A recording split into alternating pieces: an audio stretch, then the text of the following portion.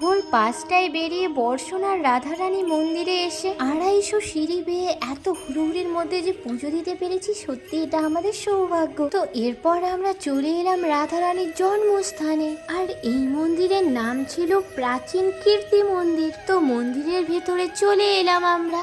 আর এদিকে দেখো, মাঝখানে যিনি রয়েছেন তিনি হলেন রাধারানীর পিতা বৃষভানু মহারাজ, আর তার পাশে রয়েছে রাধারানীর মাতা কীর্তি দেবী, আর একজন রয়েছেন রাধারানীর ভাই শ্রীধামা।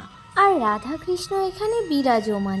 মন্দির দর্শন করার পর আমরা পাশের দোকানগুলোতে গেলাম, আর সেখান থেকে আমরা দু বোনের জন্য দুটো গোপী ড্রেস কিনে নিলাম। আর মন্দিরে যাওয়ার সময় তো আমরা অটোতে গিয়েছিলাম, তাই আমরা মন্দিরের মেইন গেট দেখতেই পাইনি। আর এখন বেরোনোর সময় যখন আমরা হেঁটে হেঁটে অটো স্ট্যান্ডে এলাম, তখন আমরা দেখতে পাচ্ছি মন্দিরের মেইন গেট। তো এরপর তোমাদের সঙ্গে দেখা হচ্ছে গিরি গোবর্ধনে গিয়ে।